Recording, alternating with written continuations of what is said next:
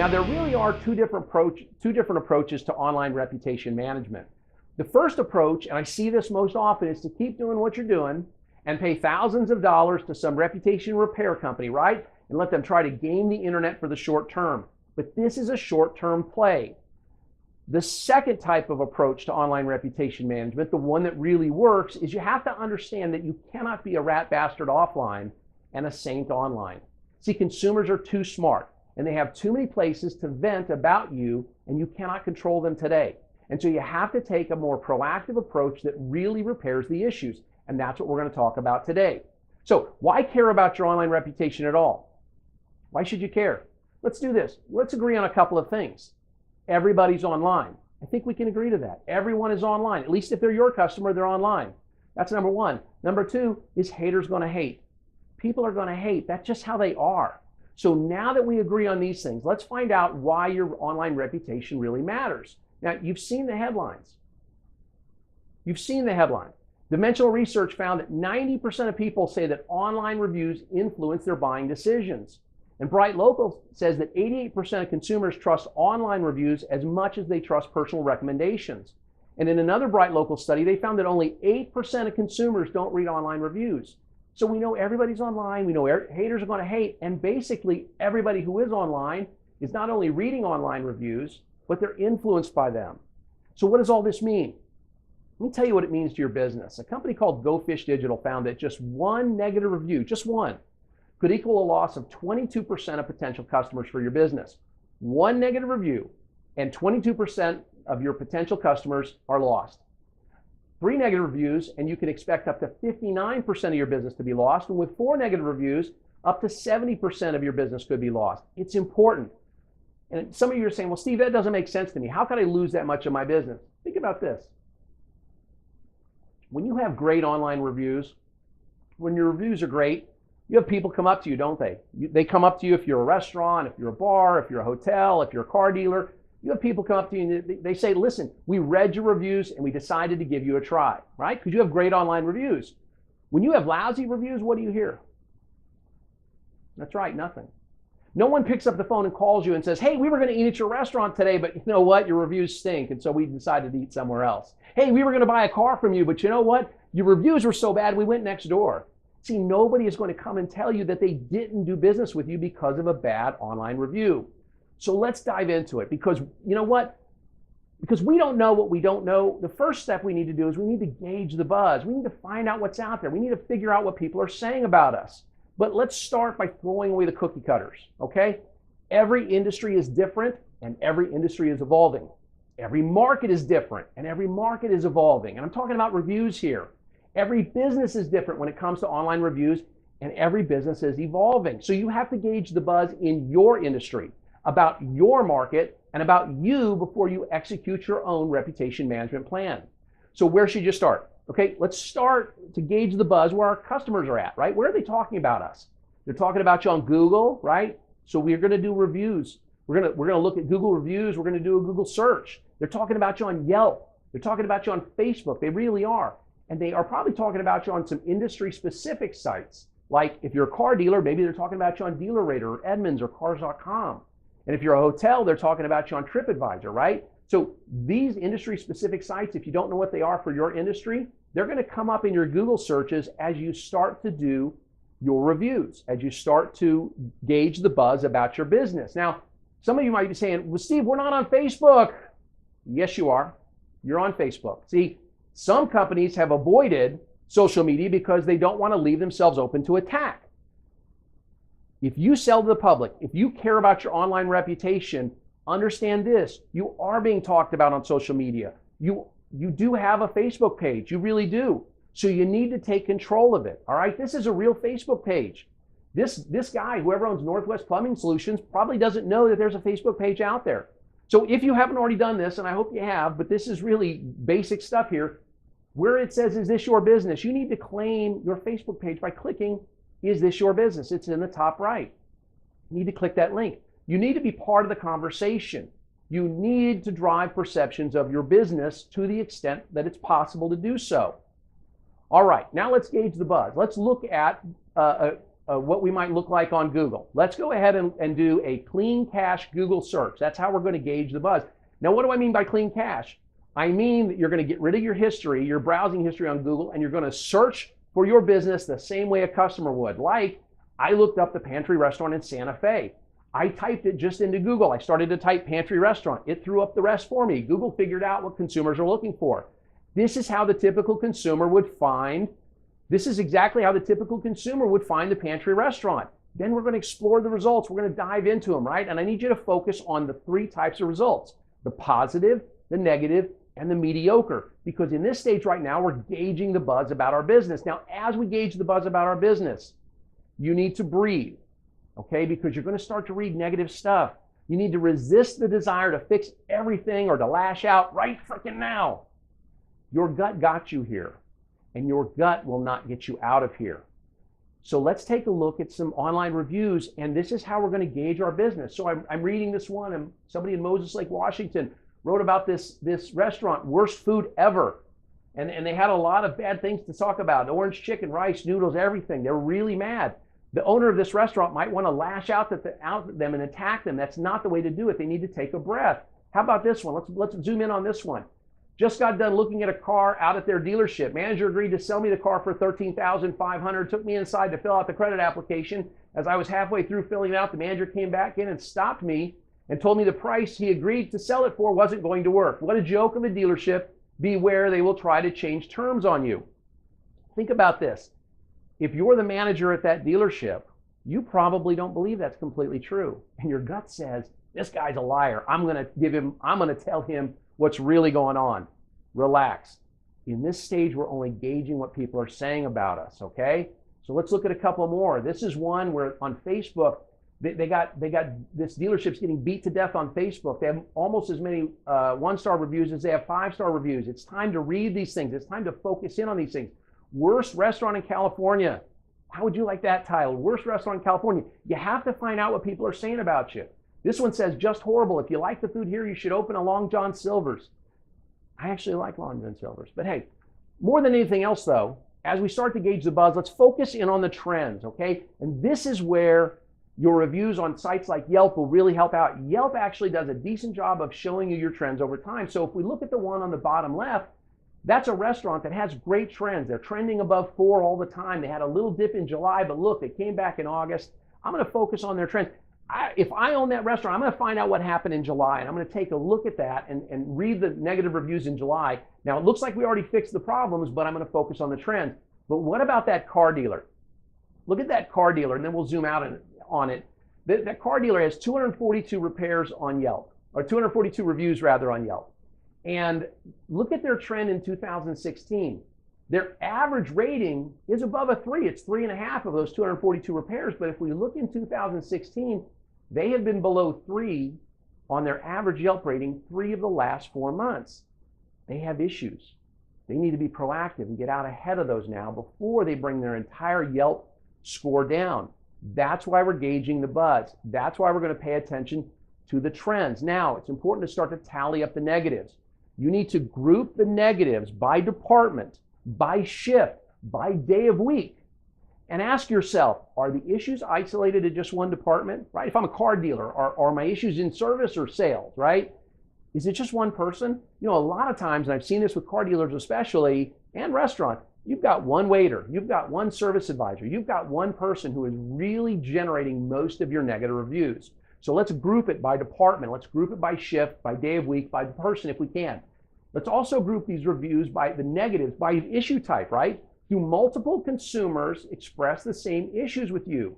And you're going to need all this organized for the next 2 steps. So this is still step 1. We're just gauging the buzz about you. Now, let me get a drink real quick. And don't forget, ask me questions throughout. Use the hashtag UDAdvantage. Also use the hashtag UDAdvantage to be entered into our drawing to win fabulous prizes. All the rules can be found at udadvantage.com. Down at the bottom, you'll see contest rules. Let's talk about the pinpointing which shift it is, which day, which department. For dealers, there actually is a reputation management tool out there right now that can pinpoint the exact day, the exact shift, the exact time of day, and the exact service advisor or salesperson who's creating the issues. And that's Three Birds Marketing. If you haven't seen their reputation management tool, I highly recommend it. We're going to look at it more later, and I'll tell you how to find out information about Three Birds through our website. But there is a way that you can pinpoint all that fairly easily and relatively inexpensively. All right, let's jump ahead. Now we're at step 2. We're going to determine the veracity. Some of you are probably like, well, Steve, that's a big word. What's that mean? Veracity just means truth. We're going to find out, are the reviews true? See, we've gauged what people have said about us. We've put it into these departments. We've compartmentalized our issues. These are a specific type of issue. This is a specific shift where we're having issues. Now we got to determine if it's true. But I want you to understand, as we determine the veracity, you are who they say you are, right? It doesn't matter who you are in real life. If somebody says, by far, the worst car buying experience I've ever had, or they say they are sneaky, rude people who are condescending during the car shopping process, or rip-off artists, or steer clear of this dealership, if people say these things about you, that's who you are. Consumers are going to believe what they're going to believe. Let me make sure that you understand something about consumers and perception. There are 2 sayings that will always hold true with consumers. Saying number 1, the customer is not always right, but they are always the customer. And question number 2, number 2, perception is reality. Those are absolutely true. The customer is not always right, but they are always the customer, and perception is reality. So it doesn't matter whether these things are true or not necessarily. So remember these 2 things as you investigate issues. All right. But what if it's just a social rant, Steve? What if, sometimes people are just looking for ways to vent, and social media is quick and easy, right? Their complaint might be minor, but given the megaphone of Twitter or Facebook, they can make, even a minor issue seem exponentially more important. So I want you to take these just as seriously as you do written reviews on Yelp or Google as you're investigating to determine their veracity. Now, did you group everything by type of review, by type of issue and department? You got to go out and find out now with your team. Are these reviews true? Ask those involved to explain what happened in their own words. Does what your team says jive with the negative review? If no, then ask yourself this. If my team says this happened and the reviewer said this happened, ask yourself, why would the customer lie? Because customers will lie, but I want to make sure that I understand. There are some reasons customers would never lie. It's also possible in a lot of review situations to go ahead and ask the customer who left the review. Ask them to explain a little bit further. Ask them to name names if they didn't in the review. And then ask your team, what have we done to resolve this so far? What did we do to resolve this issue when it happened? Now, if we've determined it's true, we've got to determine, number 2, do these conditions still exist? So I want to observe. If somebody said something bad is happening in my service drive, I want to go out and observe that and find out what steps have been taken to prevent this issue in the future. But when we ask these questions of our managers, we need to demand specifics, not generalities. It takes a little bit of leadership here. So when we ask them a question, hey, how did we resolve this issue? Or how did we resolve that issue? Okay? And they start to give you generalities. You need to learn 2 words in leadership. The 2 strongest words in leadership are show me. So a customer complained that the rooms were dirty in our hotel. Okay? She said there were roaches. And we'll see a review that says that later. And I own this hotel, and I go to the manager and I say, hey, what have we done to get rid of the roaches? And he said, well, we've had the exterminator in, and we do a daily check, and we found out there are no roaches. You know what I'm going to say? I'm going to say, great, show me. See, take me through the rooms. I want to see for myself, because I've got to understand that if I don't fix what's going on, if I don't find out that these things are true and that these things are being repaired, then I could be out of business. Remember, it just takes 1 negative review to lose 22% of our business. So that takes us to step 3, right? We gauge the buzz, we determine the veracity. Now we're on step 3. We need to repair or replace the issues. We need to find out what the issues are, and this is leadership, folks. Leadership can make all the difference. And I want you to understand something. For those of you business owners out there, don't take this personally. It's essentially a lack of leadership that got you the bad reviews in the first place. It really is. See, legitimate concerns have to be solved. We do have to solve legitimate concerns, and it's going to take leadership to do that, but we have to do them for realsies this time, right? We can't just hear the words from our managers that, yeah, we fixed that, or yeah, we fixed that, boss, don't worry about it. Because covering up issues isn't possible with today's connected customer anymore. So in other words, and you can have this saying and you can say you made it up, fix yourself before you nix yourself. That's what repair and replace is all about. That's what this step is about. You need to repair, retool, replace, or rehire to solve legitimate concerns. Now, when I talk about rehiring, I mean firing people, okay? This means taking actual steps, actual action, actual steps. Now, it sounds drastic, but this is the most important step. For some businesses, a single bad manager can cost you everything. Remember what 4 bad reviews can cost you. 4 negative reviews can cost you up to 70% of your potential prospects. It's that important. And by the way, without this step, without repairing or replacing what's going on, you're just treading water at best. See, no matter what you do online, no matter how many people you pay to post nice things about you, you cannot escape who you are offline. Again, there are too many consumers out there who have too many places to vent. You cannot control the conversation forever. Listen, consumers can see through online BS. They absolutely can. So let's take a look at a few examples. Should I repair? Should I replace? So this Google user at this Chinese restaurant left a review, not worth a 2-star review, not worth the price. It was just okay, have to pay for pop refills. So they have to pay for, this is an easy one, isn't it, right? Let me tell you a few things. Don't be stupid or cheap. When we're looking at repair or replace, remember, 1 negative review can cost you 22% of your business. I know this Chinese food restaurant. They have a pop machine or soda machine, depending on what part of the country you're from. And so, or Coke machine if you're in Georgia. They have a Coke machine. And so it's not like they're serving cans. They shouldn't be charging for refills. They got a negative review because consumers want free refills in restaurants. So this is an easy one. I can repair this. We're going to give free refills. Even if we have to raise the price from the $1.29 they were charging to $2.29 per soda, no one's going to be mad about that, but they are going to be mad if they have to pay for refills. So don't be stupid, don't be cheap, don't misplace your loyalty, right? Don't get beyond, don't misplace your loyalty with some sort of manager, for example. So here's this one. This is a 1-star review. The absolute worst dealership you could possibly buy from. Everything about them was fraudulent. Most of the cars have some type of issue, and their 30-day warranty is just for show. They will drag the time by giving excuses like the shop is closed today or come back tomorrow, it's busy.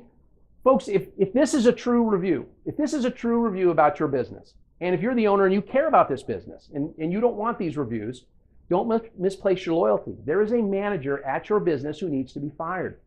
That's what repair or replace comes down to. And realize it's the little things that matter. Realize that everything is connected. If somebody has a bad experience with X, it means that you're bad at Y, right? If they have a bad experience in service, it means your sales team stinks. And in this case, this hotel review, this is crazy. I don't know whether to repair or replace, but look at this. This hotel is awful. We had 5 rooms all together for our family, and the staff was rude and not helpful. The rooms were not clean. There were cockroaches in 2 of the rooms and also a dirty, bloody bandage. The area is terrible as well, with noise all through the night. We were unable to sleep. I would never recommend this hotel to anyone. Okay. Folks, they can't change their location. All right, let's all agree to that. They're in a bad location. They're going to have that. But certainly there's some things that they can repair, right? They can make sure the rooms are clean. They can make sure there's not a dirty, bloody bandage. They can hire an exterminator. They may have to fire a manager or 2. But understand that all of these little things added up to where they got the worst review ever, right? And everything's connected when we look at all of these things. Here's another one, and this is a tougher one. You're going to see these sometimes as the owner. I have 2 completely awful experiences with these people. Multiple employees made racist and sexist comments to me, and when I told them what they said was offensive, they agreed that their comments were racist/sexist, but that I shouldn't be offended. Basically, they told me that I was the one who had the problem, and it went on from there. So think about this. If this is your business, if people read this, it's going to cost you more than 22% of your business. This is an easy one, okay? This is an easy one. This was happening in someone's service drive at a car dealership. This proves everything's connected. It's going to hurt you on the sales side as well. I'm going to investigate this. Step 2, once I determine it's true, step 3, I'm doing some firing. All right, so we've investigated, we've done our repairs, replaced, we've fixed our business is great. Now we have to devise a strategy to move forward. We can't just jump forward and jump to 5-star reviews. See, now that everything's being fixed, how can I possibly go from 2 to 5 stars? You have to take these steps. Remember step 1? Step 1, we gauge the buzz about our business, about our industry, about our market. And you need to find out, go back to step 1 and find out what the most influential sites were that impacted our business. For most of you who are watching this, the most impactful sites are going to be Yelp and Google and 2 or 3 others. So I want you to look at this in tiers. Now I've tiered this out just in general. But every business and industry is going to be a little bit different. But for most of you, tier one, the top left, that's going to be Facebook, Google, Yelp. Those are our tier one sites. That's where we're going to spend most of our effort to generate 5-star reviews. This is part of the strategy we're building. Tier two on the right side, those are going to be top industry specific sites like TripAdvisor or Angie's List or whatever. And then tier three at the bottom, those are going to be the local or regional sites and some obscure industry specific review sites. Now, when we're devising our strategy, we're going to ask people, once the reason that we're determining what these sites are, we're going to ask people to go to these sites and review us. Now, with hundreds of possibilities of sites out there, we have to determine which sites warrant the most attention. So as we devise our strategy, we're going to have a strategy where we're always going to focus on tier one. We're always going to send people to our tier one sites to give us 5-star reviews. And I'll show you how to do that in a later step. Our tier two sites, we're going to select a few and we're going to alternate them in and out, because we cannot send someone, say, an email with 32 sites listed on it and say, hey, review us on a few of these, because they'll review us on none of them. Or they'll review us on some tier three site that we don't care about. So we are going to dip into tier three. We're going to ask for some reviews on some tier three sites that we determine, but only ones and twos, and only the ones where our better competitors are focusing on. So for example, in the car business, we have DealerRater. If you have a heavy user of DealerRater in your market, then you need to include that tier three site as probably a tier two site for you. So, or if you have a competitor who's pointing to your lousy reviews on a site, right? They're telling people, hey, look at Joe's Plumbing, look at them on this site, they're terrible, people hate them on Angie's List. Then we're going to move Angie's List into a higher tier, and because we want to make sure that no one's able to use that against us. So let's build a sample strategy. Let's say that we're a new car dealer in Omaha, Nebraska, and we're using CarGurus. So we've got a crosstown rival that's a heavy user of DealerRater. Let's say they have over 400 reviews on DealerRater, and they're a heavy user of Facebook as well. So for me, I'm this Omaha, Nebraska new car dealer. My tier one is going to be Facebook and Google. My tier two is going to be Yelp, because Yelp's not that big in Omaha compared to, say, Los Angeles. DealerRater or Cars.com, because they are now owned by Cars.com, and CarGurus. That's where I'm going to focus my review strategy that's coming up in step 5 and step 6. And everything else, the people down here, in the third tier, everything else, we're going to dip into that on occasion. On occasion, when we need another, say, YP review or Edmunds review or Angie's List review, then we'll send someone there to give us a good review. All right, now we've got a strategy. We've got step 5. We've got to identify our raving fans. We've got to figure out who's most likely to give us a 5-star review. This is critical. It's absolutely critical. You cannot just ask everybody to review you. We'll get to that in a minute. But the how and the when that we can identify raving fans is the important part. So here's the when. There are really 3 times that we can identify a raving fan. One is immediately, while they're on our premises, okay? Another way to identify a raving fan is after we send them a quick email or text survey, all right? We can also identify a raving fan after they've already left us a positive review. So those are really the 3 times and the 3 ways that we can identify a raving fan. So let's talk about identifying a raving fan immediately. Folks, this is the easiest and most effective way to identify raving fans when your business has a built-in checkout location. So if you have a cashier or reception desk or someplace where everybody who does business with you funnels through when they leave, the person who mans that desk, that cash register, whatever, that person can identify raving fans. This is also a great way to identify raving fans when your business is small and you personally know many of your best customers. So let's say you run a small coffee shop or something local and you're the owner and you're there all the time. You can identify who your raving fans are. You know. This is also a great time and a great way to identify raving fans when you don't have sophisticated CRM tools, or customer relationship management tools. Now, when we're talking about identifying a raving fan immediately, so with a business with a checkout location, and I like to think of a car dealership with the service cashier, just using a simple smiley stamp like we have here below this reception desk, just a simple smiley stamp on the customer's paperwork can let someone up the paperwork chain know that that person that we identified is a potential raving fan. All right, how about after a quick email or text survey? Let's show this email. This is the easiest, the most effective way to identify raving fans when your business has many customer touch points, like a car dealership. So I've got 25 salespeople who work for me. And each one gets checked out, each sale that we make, each customer gets checked out by a different manager. I don't really have a single customer touch point for them. So I can use a quick one-question survey that we're going to look at in just a second.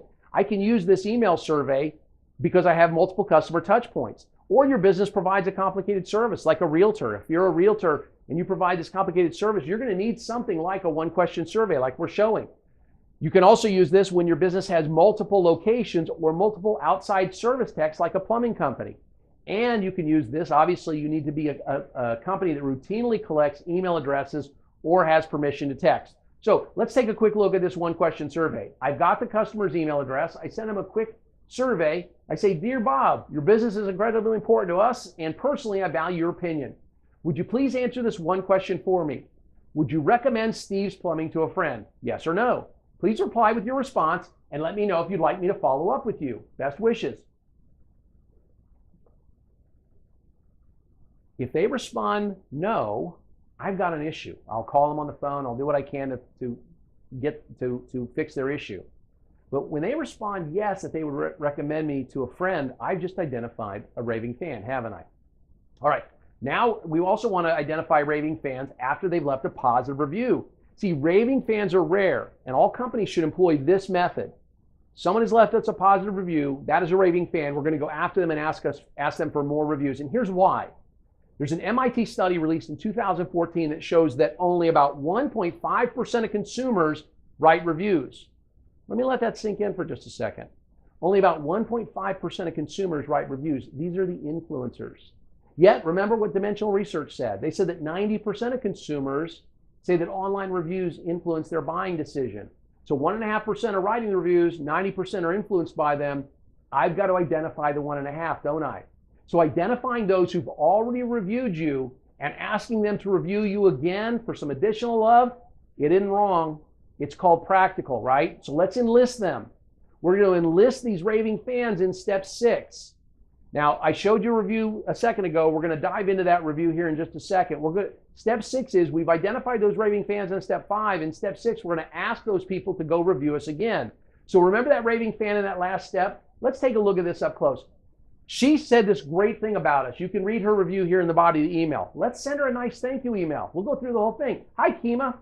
Thank you so much for the kind words you shared on DealerRater.com. And then there's her review. Best car dealer ever. Donnie Dunbar was the best car salesperson on earth. He made sure I was given the best deal, an affordable car on the lot. He worked it all out in my favor. I love my new car. I would send my grandma to get a car from Donnie. Thank you so much, Donnie. I will tell everyone about the wonderful customer service. I got a great car at an affordable price.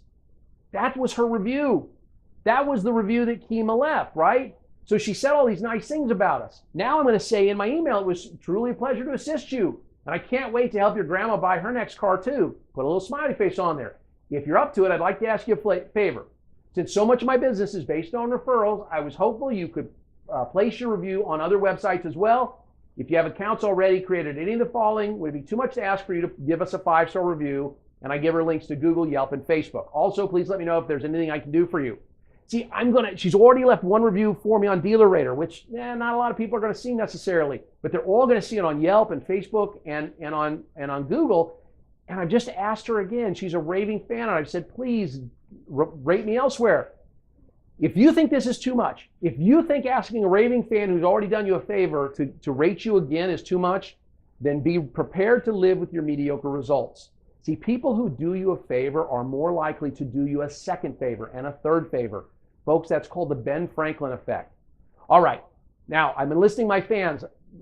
The best email surveys where we're trying to identify our fans are actually the best way to enlist our fans because they'll do it automatically. They'll both identify and enlist our raving fans. So this Friendemic email is a great example.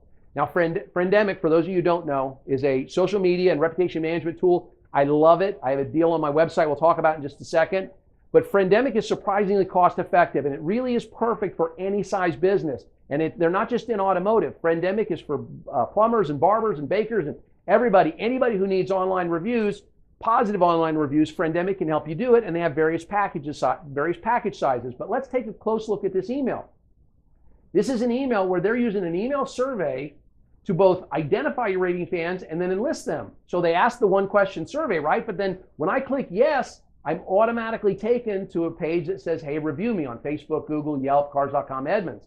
If I say no, that I wouldn't recommend them to a friend, I'm sent to a page where I can give them, I can tell the dealership or tell the business information on why I wouldn't recommend them. And so I'm not only enlisting fans right away, I'm identifying fans, I'm enlisting them to go say nice things about me, but I'm also calling out, I'm separating the bad reviewers from the good reviewers. And I'm taking those people who had bad experience and I'm giving them a chance to tell management about their experience so that we can fix it for the future.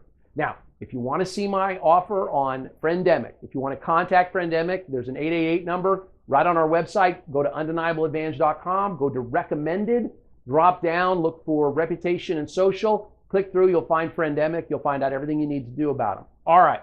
By the way, Freebirds does this as well. We talked about Freebirds marketing a little earlier, and we'll talk about them again. Let me show you Freebirds email. Again, Freebirds is only automotive. This is a terrific overall email, social, and reputation service provider in automotive. But there's so much more, of course, all right? So their email is also an enlisting service. Their email enlisting service is perfect for dealers. So they will enlist our raving fans, and then they will identify them and enlist them and have them go leave you a great review. But even if the customer doesn't leave notes, Freebirds collects information on every click for you. So what's great about this is if someone clicked no, and then they don't go fill out the review about us, and we don't know why they wouldn't recommend us, Freebirds is going to provide you that information. They're going to say, hey, Mr. Bob Smith clicked no, but he didn't tell us why he wouldn't recommend us. That gives your managers a chance to pick up the phone and call Mr. Smith and say, hey, Mr. Smith, it's Steve Stauning. I'm the sales manager here. I understand that you bought a car last week. I want to know how things were going.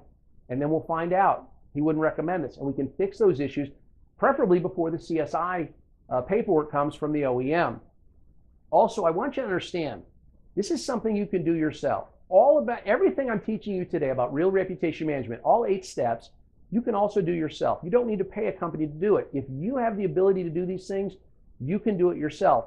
So I've identified my raving fans. I can actually send them a do-it-yourself email survey where I can enlist those raving fans. So remember that one question survey email? Would you recommend us, yes or no? The people who said yes, I can send them an email back that says, hey, please rate us.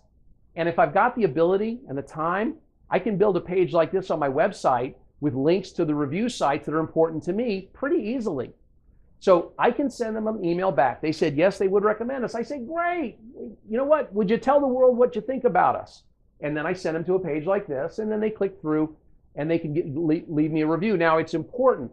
See these 4 little icons on here? It's important that if I click on those as a consumer, that it takes me to the correct page of the review site and not the home page. So the link to Google should go to your Google reviews page, not to the home page of Google. Same thing with Yelp, Yahoo, wherever you're sending people, Angie's List, wherever you identified, remember, in step 4. All right, so what about the immediate leads, right? The people that we recognized immediately, they were in our dealership, they were either in sales or service. Somebody put, maybe the F&I manager or somebody at the cashier, they put a smiley face stamp on their paperwork. When that smiley face stamp, that paperwork goes up the paperwork chain, someone, a clerk along the way, needs to send them an email like this. It's just a single email request. This email, or one with a single link back to your do-it-yourself reviews page, is all you need to send. Now, don't overthink this. We'll talk about it in a second. But this email just basically says, please rate us, right? I'd love to know what you think about us.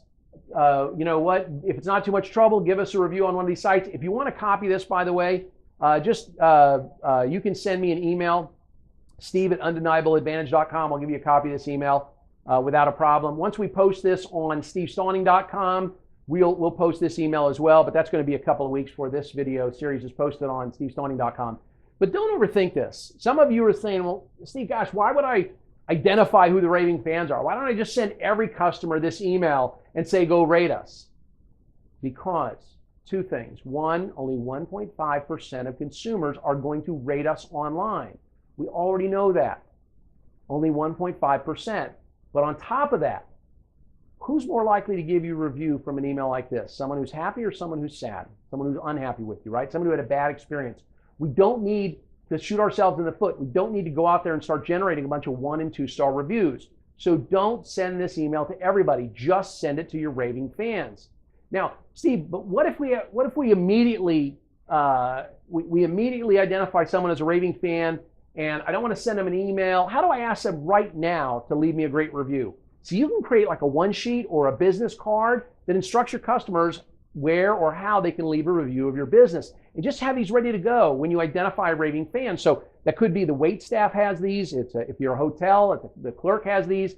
A cashier at a car dealership would have these. Wherever the point of sale is at, you would have these. So let's take a quick look. We'll just look at this. I made these cards up. There's nothing called the Milk Restaurant, but this is I'm the head milk server at the Milk Restaurant. Somebody said they had great service today from me. I can hand them this card.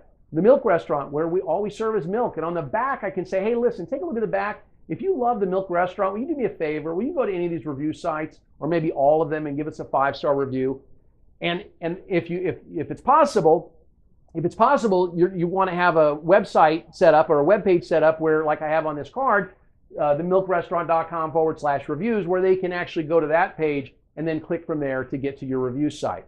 All right, but why should I work to generate positive reviews? Isn't just fixing the problem? Remember step 3, I fixed all my problems. Steve, isn't that enough? It's not enough. A couple reasons. One, we talked about, only 1.5% of people review businesses anyway. But more than that, a company called Vision Critical found that it takes 10 to 12 positive reviews to make up for 1 negative review in the mind of consumers.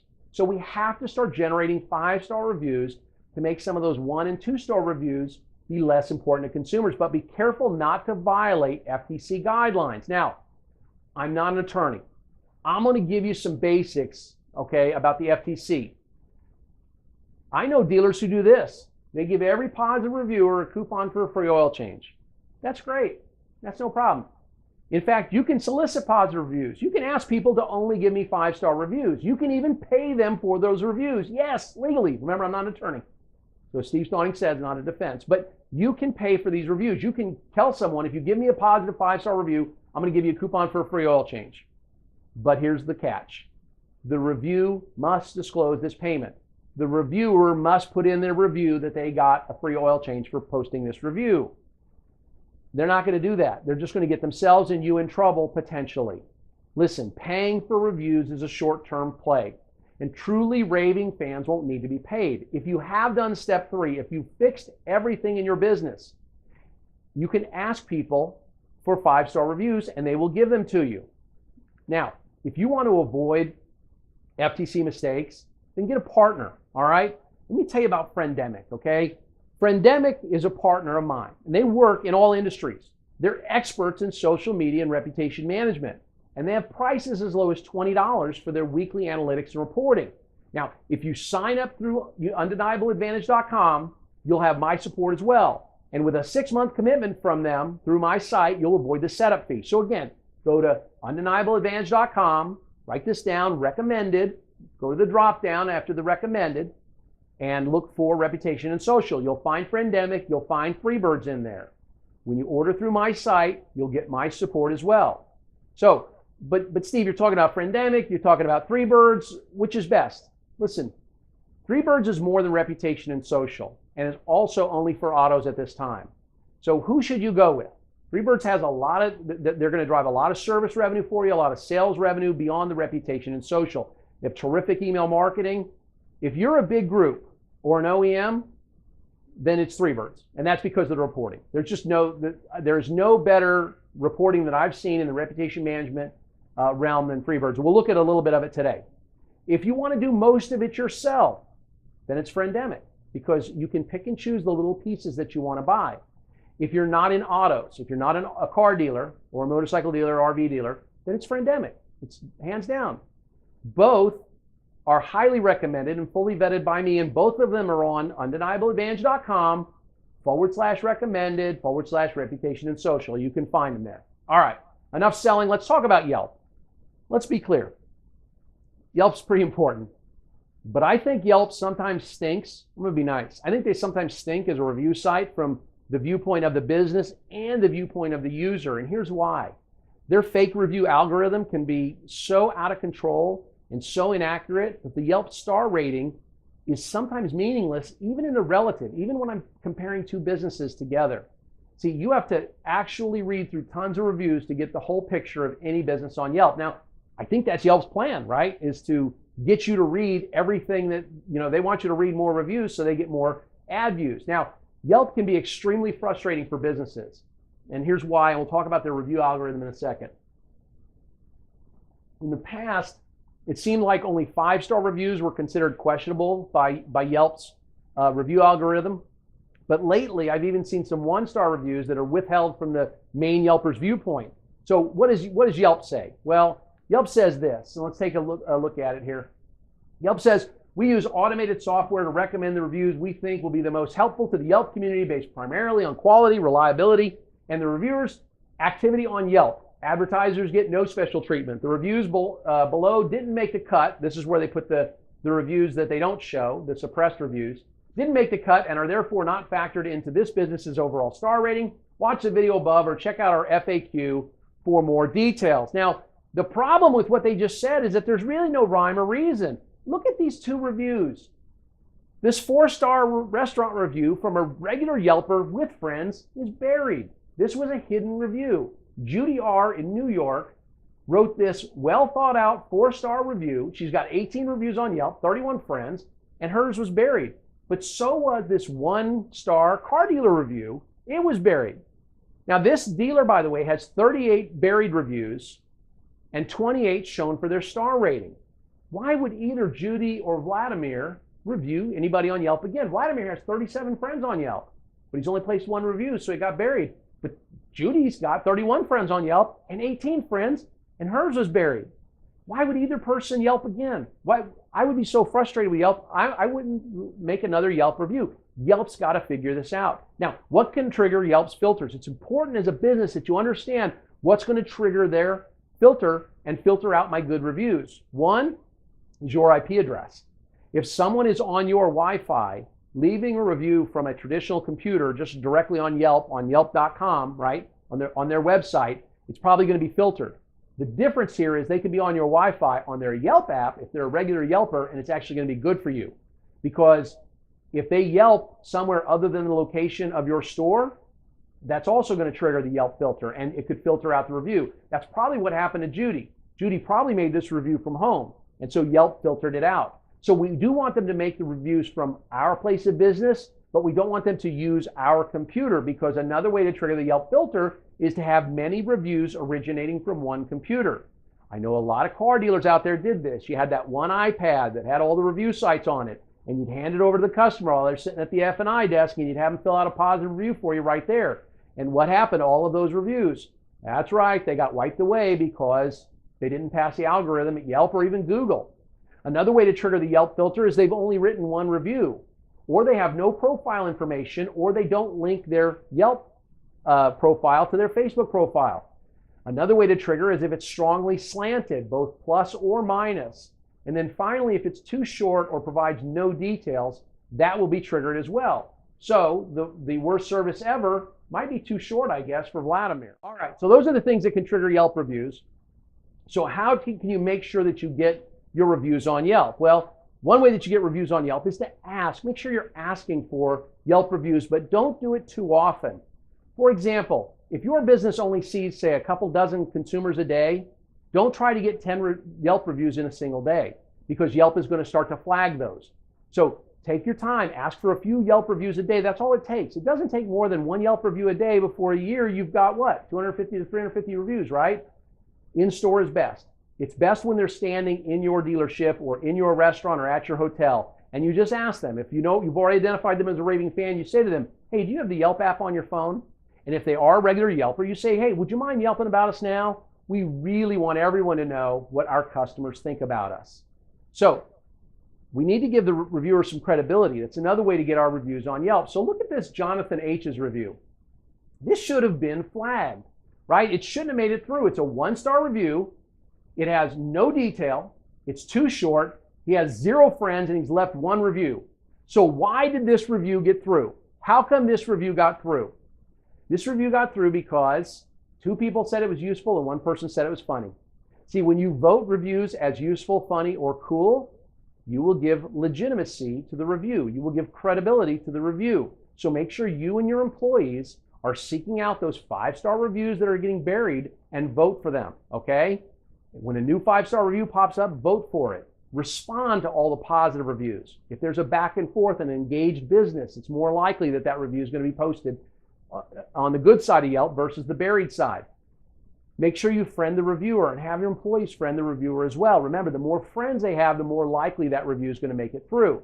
Now, because this review was voted useful, funny, or cool, that's why this 1-star review probably passed. Now, later we're going to show how to share filtered reviews, because you're still not going to have all the reviews that you'd like to be shown to your customers shown. So there's a Subaru dealer in California. When we look at best and worst practices, we look at what they're doing to get their filtered reviews shown. All right, so now we fixed it, right? We've got, we determined the buzz, we found out what was true, we repaired, we replaced things, we got a strategy, we identified our raving fans, we're enlisting our raving fans, they're leaving us these great 5-star reviews. Now what? We can stop, right? No, we can't. We have to assess faithfully. We have to assess constantly. This is step 1 again, basically. We're going to need to gauge the buzz on a regular basis. This means monthly or weekly or even daily assessments of your reputation, looking for new reviews. So how often for you? Depends on the size of your business and your current star rating. So I created this chart. Let's take a deep dive into this chart. This is just a thrown together chart for you, but basically what this chart is saying is the lower my star rating, or the larger my business, the more frequently I need to assess and search for new reviews. So if I've got a 1.5 star right now, no matter if I'm a small business or a large business, I'm going to have to look daily, right? I'm going to have to go daily and look at my reviews. I got to get that up. Now, once I get to be a 5-star, which is down at the bottom, I know it's a little confusing, but if I'm a 5-star business who has maybe 20 customers a day, I can probably look monthly, right? I can probably go monthly and look at new reviews. There's no reason to go every day. I can work on other things. So create a chart like this. Now, there are no absolutes here, and it's never a bad idea to increase your frequency. If you were looking weekly and you want to look 3 or 4 times a week, do it, okay? Where you draw your lines on a chart like this has a lot to do with where your competition ranks as well. So you may want to, if you're large enough, you'll want to bring a third party in who can provide you with what we call instant assessments, where you can look at an instant. So let's deep dive into this chart. For car dealers, the 3 Birds dashboard, it's pretty stinking slick, and it allows you to instantly see where you are compared to the competition you designate. So right here I can see that Anytown Honda, where I work, where I own, right, we're a 3.57 on average, and we're below the average of all of our competitors in the area. Okay, so I can see that at a glance, and I can click on any of those competitors to see why they rank where they rank. I can also look at a chart like this on 3 Birds, which will show not by competitor but by site. Now, why is it important to look by which site I have the lower reviews than my competition? Well, let's just take a look at DealerRater, for example. Second row down, 4 over is DealerRater. I'm 2.4. My average competitor is 3.4. So think about it. I've got to focus on DealerRater, don't I? I've got to send some positive reviews to DealerRater. I don't have to work on insider pages. I'm pretty good on Google. I'm not so good on Yahoo or Bing, but those are going to be third tier probably for me, right? City Search, I have a 0 rating, so I do want to get a couple there. I do need to work on Yelp, but I'm good on insider pages. I'm great on Yellow Pages. I'm great on Cars.com. Edmunds needs a little work. DealerRater needs work. That's where I need to focus on, Edmunds Sales and DealerRater. All right, my Facebook is fairly equal. So I can determine, right? I can determine where I need to work on those. So this type of assessment really allows you to create a real strategy, but you don't have to pay for all of this. You don't. If you're small enough or you've got the time, there are free do-it-yourself assessment tools like Google Alerts, right? So Google Alerts is great. You can go there, this is what you're going to see. You type in the word, you're going to type your business name. It'll send you a daily alert or as things happen. It's google.com/alerts. The problem with Google Alerts, though, is that they miss a lot of new reviews, unfortunately. So you also want to do things like Twitter searches and set up Twitter notifications. You want to do Facebook searches and Facebook notifications when people talk about your company. You can go to sites like icerocket.com and socialmention.com because they will search today's blogs or yesterday's blogs, and Social Mention also looks at images posted that have your name attached to them. And so you can look at all of these things on a regular basis just with some quick searches. You're also going to want to look at the top 5 or 6 review sites for your market and your business. Now remember, we identified those in step 4, right? We identified our strategy, who the most important review sites are. That's what we're going to look at on a regular basis. But then you can also look at the Google search, and a lot of people don't know this. Let's zoom in on this. I can search by your company name, and I just put in the word company name here, but over on the right on Google right now is something that says search tools. When I click on that, I can select 24 hours. So I can just look at the stuff that's been posted in the last 24 hours. That's where a Google search becomes valuable, and more valuable, for example, than Google Alerts. I can look at the things that have been written about me online just in the last 24 hours. So those are the do-it-yourself tools, and I'm assessing regularly. Let's say I'm doing it myself. I'm using the do-it-yourself tools. And I just found something terrible. I just found something rotten about me. Be cool. Remember, your gut is what got you here. Now let's use our head, okay? It might be true. It might be untrue. Or most likely it's some mix of truth and fiction that someone has just written about your business. So we must determine if it's factual, right? Step 2. And we might want to start working on repairing or replacing. Step 3. But more importantly, we need to go to step 8. We need to address as we assess. So we assessed, we found something negative about us, we need to address it. But we're going to do it with specific guidelines. You need to write 2 sets of guidelines for your business. One for traditional online reviews. Traditional online reviews are those reviews that are on traditional review sites. I put air quotes up for traditional because really what's traditional about the internet. And the second set of guidelines is for what we call social media chatter. Now, why 2 policies? Because the reviews you're going to get on these 2 types of sites are different. One is there forever, the review site, right? And the other is likely fleeting. It's probably not going to last very long. Social media chatter does not stay on top for very long. Now, all new employees should sign off on these when they start, these review guidelines, and understand how your company deals with online reviews and with social rants. Now, our social media chatter policy, we're going to have that in place because we need to know if this is just some steam-venting sniper, a typical troll, or if it's something else. And sometimes it's hard to tell the difference. Look at these 2 reviews. These are both steam-venting snipers. The one on the bottom, Victor Morales wrote, BJ's might be the worst restaurant I have ever been to in the Valley. Victor got 3 likes on that. But a celebrity, Chris Wood, wrote, shout out to hashtag Restoration Hardware for their terrible customer service. Emoji. Is that the emoji? Or touchdown? I don't know what that. The point is, if I'm Restoration Hardware, I'm going to respond to that one, okay? For Victor Morales, that's a steam-venting sniper. That's going to go away. I don't know what response is going to be good there. If you want to write a response, that's great. Be sure to stay humble. Offer to take the matter offline via phone, email, or even direct messaging. But don't try to solve Victor Morales' issue via Twitter because you're going to get in a Twitter war. The same thing with Chris Wood, but do address the Chris Wood because he's got followers. He's got a lot of people liking and retweeting what he said. Let's see if we can solve Chris Wood's issue because, frankly, and I'm sorry, Victor, Chris is more important to me as a business owner. So when we look at how we can tell the difference on, if it's a social media, if it's steam-venting sniper or typical troll or something else, there are things that's going to be completely something else. Like, I don't know if you've been following Mylan Pharmaceuticals and the EpiPen, but this was not a steam-venting sniper. This is on Facebook. They had 48,500 people talking about the Mylan CEO, right? And then even Mark Cuban wrote, Mylan CEO is digging a bigger hole saying no drug can ever lower their price and have the cut passed to consumers, while she was speaking on CNBC trying to get out ahead of this issue. This was something else. This was not a troll. This was not a steam-venting sniper. This was a real PR nightmare for them. And the only reason this has sort of gone away is not because she got out ahead of it on Facebook, not because she got out ahead of it by going on TV. This really didn't start going away until Mylan announced they're going to do a generic EpiPen for half the price of the one that they have out there now. And now, unless you're an EpiPen user, you're really not hearing a lot about it. Wherever you decide to move with this, whatever you decide to do, when you're going to talk to the customer, make sure that you show that you understand and that their concerns are going to be addressed, but keep a tally. Because one social media sniper is probably not worth responding to, like James Corley here. He keeps waiting for DirecTV to add @OANN to their lineup. Great, James, that's fantastic. I don't, if I'm DirecTV, I'm not responding to that, but I am going to keep a tally of that. But if I am DirecTV, I am responding to Papa Charlie's Barbecue. Dear DirecTV, I called to cancel Sunday ticket. You debit my account anyway. Then I get told it will be a while before I get my money. I'm going to respond to that one. The reason I'm going to respond to that one is because Papa Charlie's has a few followers, 2,100, okay?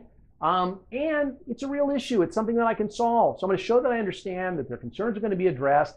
I'm going to stay humble. I'm going to offer Papa Charlie's Barbecue to take it offline, phone, email, or even direct message. And then I'm going to do what I can to solve it. Now, understand that social media storms are storms. This means they will pass. Don't get excited if somebody writes something terrible about your business on social media. Don't go trying to solve it right away. Think about celebrities or other brands that tweeted something inappropriate and got hammered on Twitter. Those that deleted the offending post and apologized and then shut up saw the storm pass more quickly than those who tried to double down. This is a great example of that. Clorox did a tweet that people found insensitive. I'm stupid. I don't see it's insensitive, but correct me. There were new emojis that came out. A bleach emoji wasn't one of them. So Clorox wrote, new emojis are all right, but where's the bleach? And then they made a bleach bottle out of emojis. People got upset about that. They said it was racist. I don't want to get into it. I don't know. The point is, that's not what Clorox meant. They deleted the tweet. They did the right thing. They deleted the tweet and then they came back and apologized. Wish we could bleach away our last tweet. Didn't mean to offend. It was meant to be all about the toilet, bathtub, wine emojis that could use a cleanup. That's what they did. They deleted the offending post. They apologized and then they shut up about it. They didn't go any further. See, some experts, and I'm going to put experts in quotes here because they're not, they say to never delete your posts or tweets. Let me tell you something. They're not real business people. They're not real business owners with bills to pay. Don't listen to them. If you've posted something stupid on Twitter or Facebook or anywhere else, don't leave it up there. Delete it, but delete with clarity, the way that Clorox did. They didn't act like it never existed. Okay, we got a quick question from Heather Dye. Do you ever suggest separating departments on social forums where one is getting negative reviews and one isn't? So, yes, Heather, I think maybe you're talking about like, can we have a Joe's Ford service Facebook account and a Joe's Ford sales Facebook account? I would say yes, but realize, consumers, they blend it all together, okay? Think about Macy's. Macy's has online sales. Macy's has stores. But as a consumer of Macy's, you know what I think? I think there's one Macy's. In fact, I know when my wife has bought something from Macy's online, she's taking it back to the store to return. There's only one Macy's in our mind. So there's only going to be one Joe's Ford in our mind. So just because if service is doing a bad job, you can try to separate it out for sales, but here's what we need to ultimately do. We need to fix service. Or if it's sales that's the problem, we need to fix sales. We need to go back to that step 3, and we need to take leadership, and we need to start firing a few people. I'm sorry, but that's the way that it is. There are a lot of great people out there who are in mediocre jobs who would be terrific at running your service department or your sales department or your customer service department or your whatever. And you're holding on to these other people who are just killing your business, and you can't do it. So, Heather, I hope I responded to your question. I hope I answered what you were looking for on that. All right. By the way, when I say social media storms are storms and you should let them pass, I'm not saying do nothing. But I am saying that sometimes you should do nothing, right? So, for example, Eric Chase on the bottom here, he says, at Delta, I don't think calculating an 80-minute flight time as 2 hours 20 to cover 40 minutes sitting at the gate counts as on time. How should Delta respond? They shouldn't. See, that's going to go away. Eric's a little mad. He wants to change the whole airline industry. I get it. I want to change the airline industry every time I fly too. They just need to let that one go. But Missy, on the one on top, at Delta, still waiting to get any sort of response from a complaint I filed 2 weeks ago. When can I expect an agent to contact me? This is one where we need to respond within an hour. Now, if you're watching this was recorded in 2016. If you're watching this in 2017, I'll bet you that's 57%. And by 2018, 100% are going to expect a response within an hour.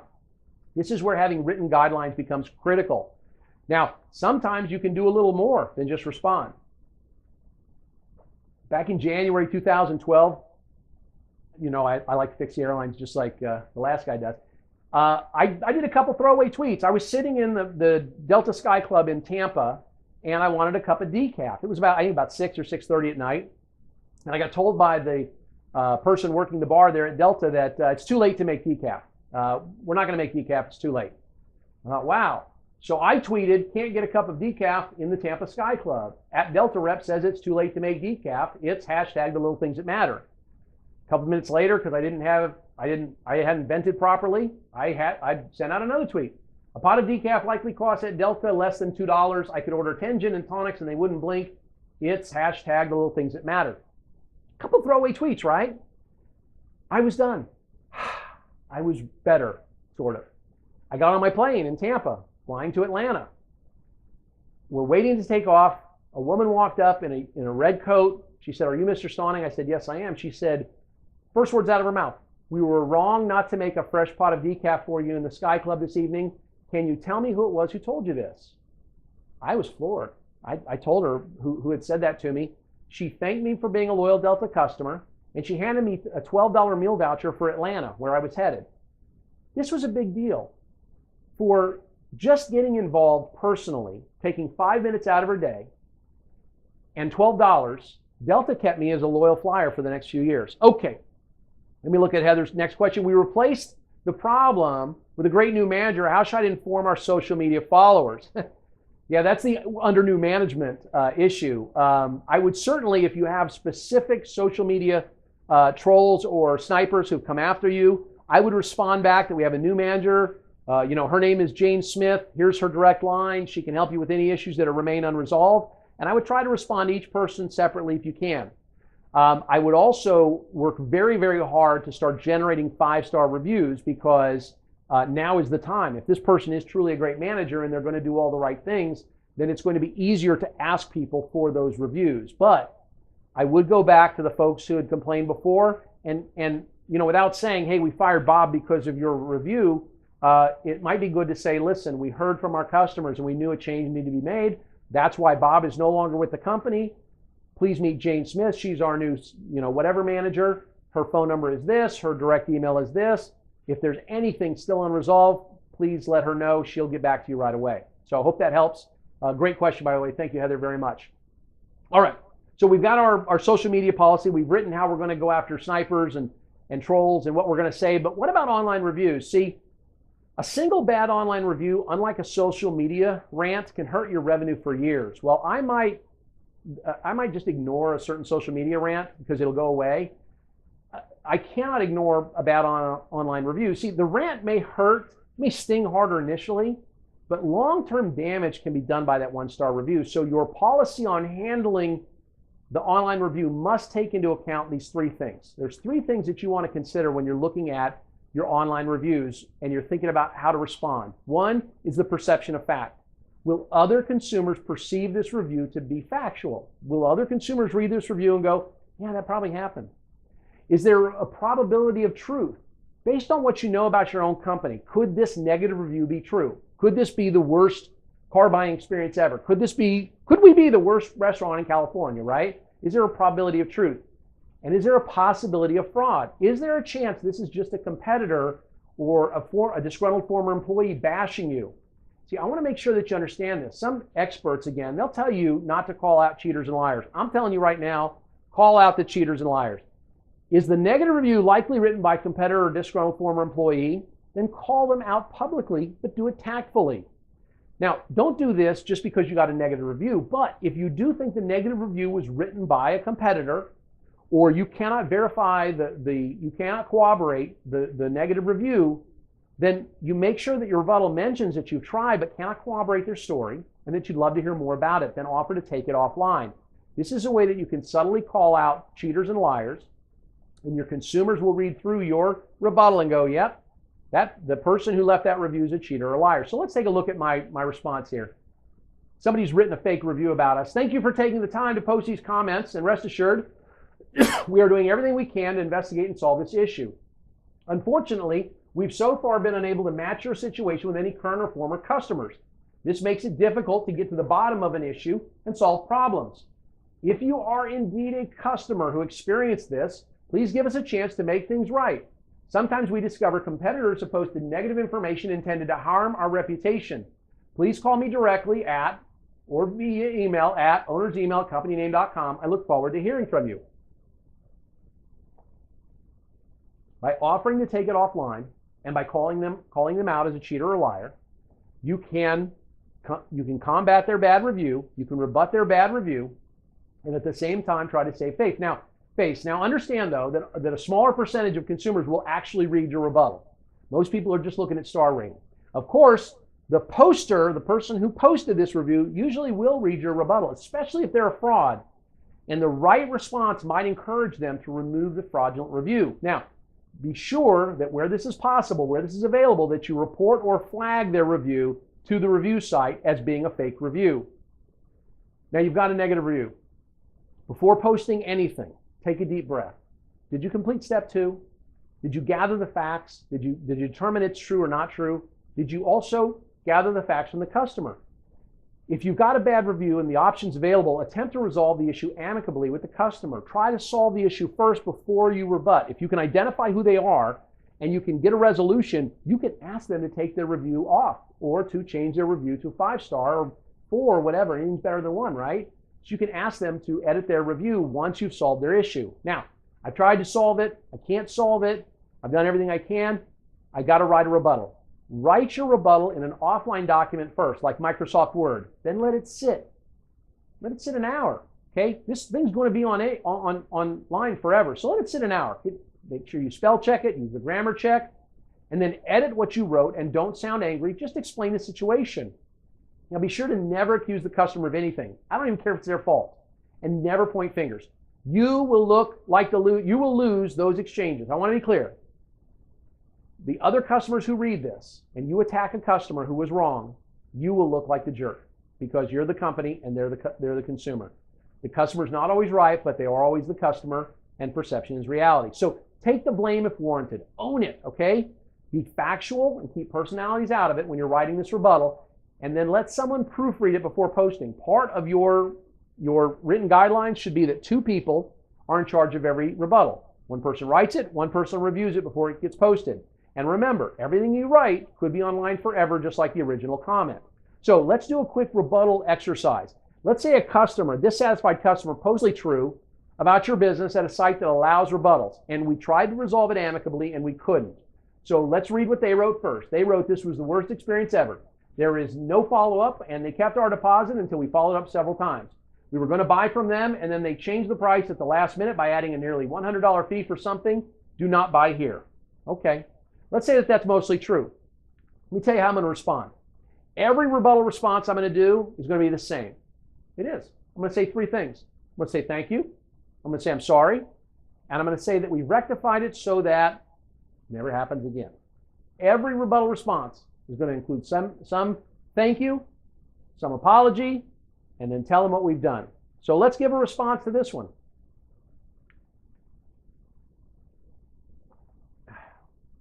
Thank you for bringing this matter to our attention. I cannot express how sorry I am that this happened to you at our store. While we strive to make sure we inform every customer of these charges well in advance of the paperwork stage of our transaction, as human beings, we all make mistakes. That said, we've made significant changes in our processes and our employee training to ensure that every customer's experience with us, with our associates, is a positive one. That's how we're going to come back, right? I said, thank you. I said, thank you. I said, we're sorry. And I said, we've rectified it so that it won't happen again. But I need you to be a human when you do this. See, robotic responses repeated over and over again on the same review site make you look too corporate. I've seen it.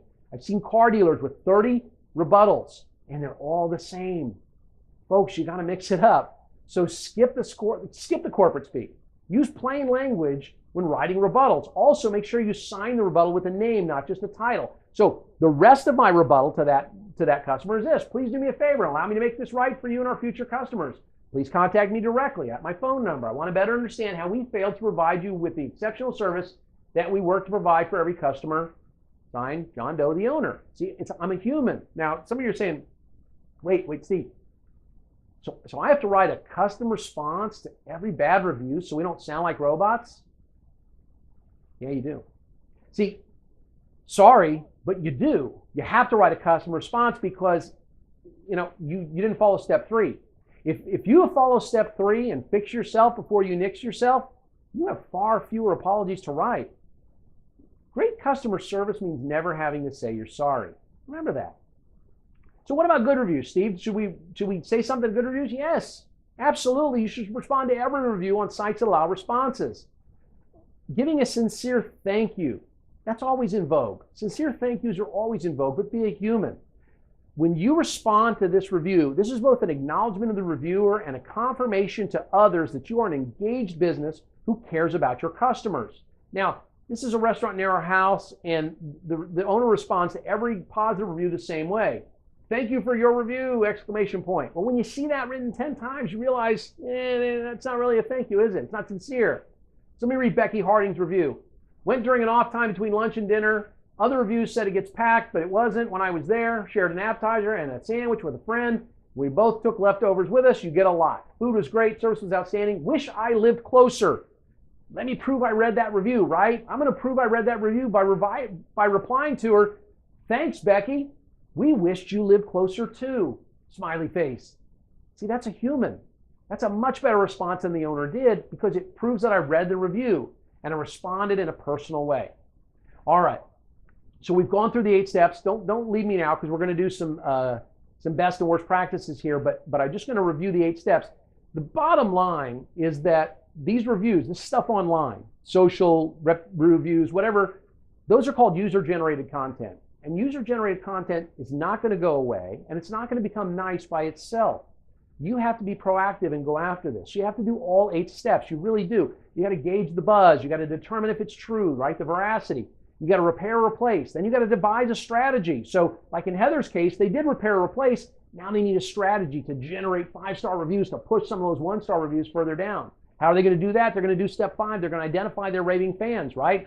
Only 1.5% of people will leave a review. So they're going to enlist those raving fans into asking them for 5-star reviews. Then they're going to continue to assess faithfully. I happen to know where Heather works, so they're probably going to assess at least 2 times a week, right? And then finally, they're going to address anything as they assess, right? As they read a good or bad review, they're going to address that as they go along. So let's look at some best and worst practices. Oh, there's the 8 steps. I probably should have thrown that up there. We'll leave them up for you for just a second. We talk about best and worst practices. One of the best practices is to brag about your great reviews. You need to proactively share your greatness. See, this is why you worked so hard for them. And it's important because you might have a 5-star, 4.9-star review on one site and a 4.2-star review on another site. And your competitor's at 4.6 on both sites. Well, I want to share where I'm 4.9, right? So I need to proactively do that. I need to proactively share my greatness as I move through. So this is a car dealer that I do business with. They've got a 4.9 on Google. And guess what? At the bottom of each email, it says, Google, see what our customers have to say. When people click through, they're taken right to a page that shows this dealership has 760 reviews on Google and a 4.9% rating. That's perfect. They're bragging. Everybody who sends in a price quote request to this dealer, they get a chance to find out why this dealer is so great. See, it's important, though, when you're sharing that you maintain the unbiased third-party feel when this stuff is presented by you. So it's not enough. You can't put in the body of the email, hey, we're 4.9 stars on Google with 760 reviews. You have to send them over to Google. Let them see that it really is Google. It really is this third-party, trusted review site where you're 4.9. So links at the bottom of prospect emails, that is a great place to start. But I want to be careful here. These are. I changed the names on these so that we wouldn't embarrass anybody. That's not my goal here. I also found these links at the bottom of prospect emails from dealerships. The first one, read what others say about Steve's Cars. When I click through it, it's not really Steve's Cars. When I clicked through, I got taken to their Yelp page where they have 1 review for 1 star. The other one in the middle. Like us on Facebook, right? Somebody's asking a prospect, someone who's never met them before, to like them on Facebook. When they click through, like us on Facebook, guess what? They find out that car dealer has 7 1-star reviews and 3 5-star reviews. Yikes. Don't shoot yourself in the foot. And then, sorry, this is true. This was at the bottom of a prospect email from a car dealer that I do business with. It said, check out our YouTube videos. And you'd click on the YouTube link, and you got to a page on YouTube that actually says this. This account has been terminated due to multiple or severe violations of YouTube's policy against spam, gaming, misleading content, or other terms of service violations. Yeah. I want to brag about the great reviews, and I don't want to make it easy for someone to find out where we've had issues, right? You can also, you don't have to just do it on emails. You can brag on your own website. This dealer, this is a great dealer. This is one of the Berkshire dealers. They're pulling in reviews from multiple sites and showing them on their website. Now, this is great. Website frame-ins can be a good thing provided that they appear unbiased. So these appear unbiased. There's Cars.com, there's Edmunds reviews, there's Google Plus reviews on here. That's great. This is actually better than sending the visitor to a third party, because at least when they're reading your reviews here, they're not also looking at your competitors. But you have to avoid showing one-star reviews. See, I don't know why this happens, but I went to this dealer site, and the first review that shows up when I go to look at their reviews tab is a one-star review, no communication whatsoever, probably because it was the last review on the site and that's how they're set up to show. Don't make it easy for consumers to find your one-star reviews. See, this isn't good, right? But I will tell you this, it's better to have a one-star review reside on your site than it is to have it reside on Google. This review is nowhere else, it's just on this dealer's site, but it's not a good thing. Take a look at the way that you're doing all these things, and remember, okay, this is your site. Let's not shoot ourselves in the foot with one-star reviews, or like we saw in the last webcast, and we're showing it again this one, this Mitsubishi dealer is doing business with Reputation.com, or they were. They're no longer doing that, yet they're still framing in a page that says, read our reviews. And it says, sorry, we don't have a listing for that business, because they're no longer paying Reputation.com. So customers going to this Mitsubishi dealer site, how about this poor dealer in Daphne, Alabama? When you click for this store, they got 6 reviews, 1.5 stars. That's not so good. That shouldn't be on your website. And by the way, it's not just small dealers that make this mistake. Big groups do it too. The stuff across the bottom, the 3 steps across the bottom, that's from a large publicly traded dealer group's a site for one of their dealers. And under About the Dealership, they have Rate Us. So I click Rate Us, and there's the Yelp button that says, hey, click here to write a Yelp review. And I click to write a Yelp review, and I go to their Yelp page, and sure enough, they got 1.5 stars and 12 reviews. Maybe they only have 1.5 stars because they're letting everybody go review them. This is a definite don't. You don't want to have a page that people can jump from your site to go review you online that they can find on their own. These pages are fine for our website, but we need to direct the customer to that page. It shouldn't be that easy for the customer to find on their own. So think before you link. Remember, one negative review can reduce business by 22%. So sending a customer your Facebook page is great, provided that your 1-star reviews don't outnumber your 5-star reviews. Look at this. This dealer's got their social media and reviews page, and right there's the Facebook logo and the Facebook link, and I click on it, and they have 19 1-star reviews and 15 5-star reviews. That's not good. So I did tell you about the dealer in Subaru dealer in California. What do they do about hidden Yelp reviews? This is a do that I really like, right? These are do's and don'ts. This is a do. This is a creative Subaru dealer in California that strikes back at Yelp by saying, these are the Yelp reviews you will never see. We don't pay Yelp to unfilter our reviews. Of course, no one does, but consumers don't care. They read this. We don't pay Yelp to unfilter our reviews. Here are the Yelp reviews that you will never get to see. This page is dedicated to the unsung heroes of the Yelp community. Perfect. They're able to take in the 5-star reviews and just regurgitate them on their own site. That's absolutely perfect for them.